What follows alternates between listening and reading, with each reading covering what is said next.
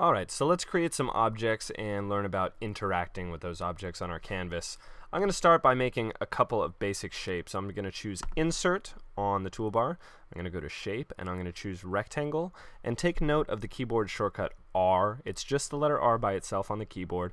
That will select the Rectangle tool.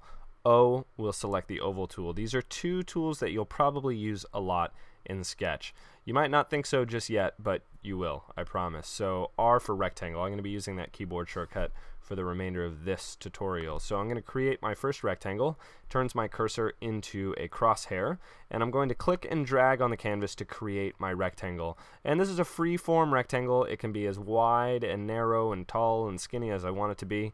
But if I want it to be a square, there's a keyboard shortcut. You hold the Shift key and it will constrain the proportions of your rectangle to be a square rectangle. So yes, rectangles, squares are rectangles too. So I'm going to let go of the Shift key and I'm going to create my 200 by 200 pixel square, which the size, again, doesn't really matter so much. This is just for the sake of example. And now with this rectangle, I currently have it selected, and the inspector on the right hand side reflects that. I can see the properties such as the position, the size, the color, and the border around this square because the square is selected. If I want to deselect it, I can click elsewhere on the canvas, and that square is no longer selected, and I can select it by clicking once on it.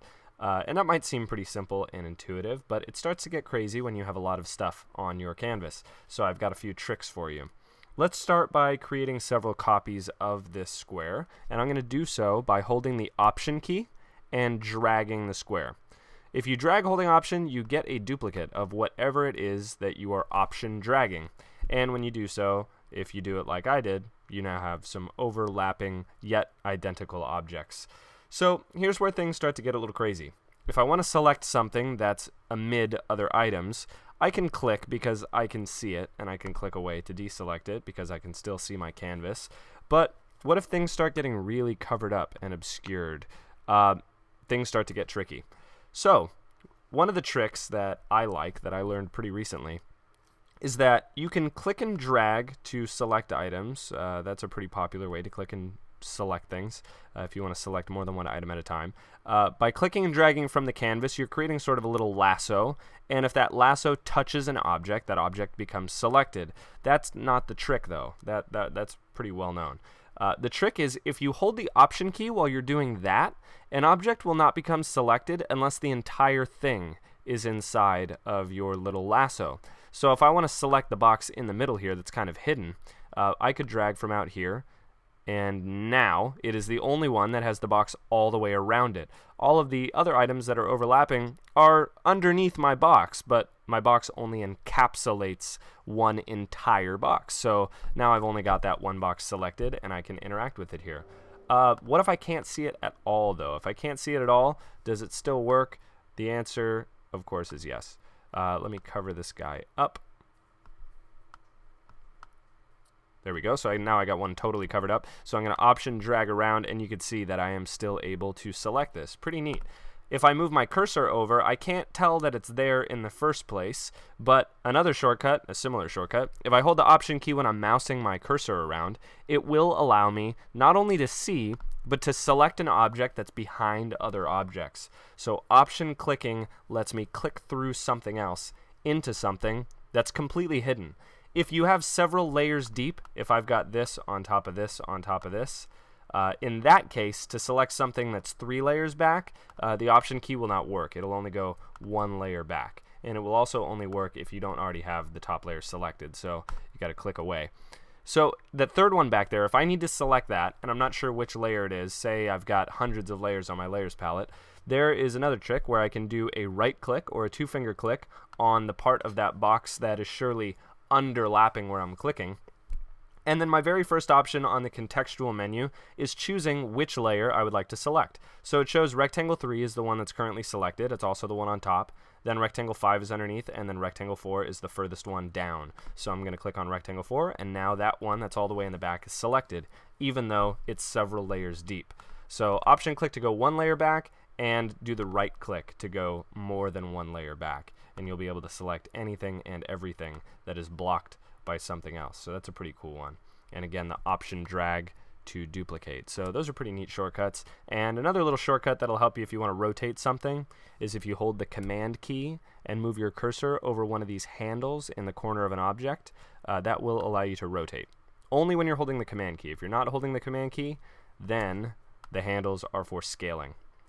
And you'll notice that my square is scaling proportionally. I'm not actually holding shift or anything, but it is remaining a square. I'll hit undo a couple of times so that it's not crooked. And you can see that it is staying a square even though my cursor is drifting off to the side as if I'm trying to stretch it wide.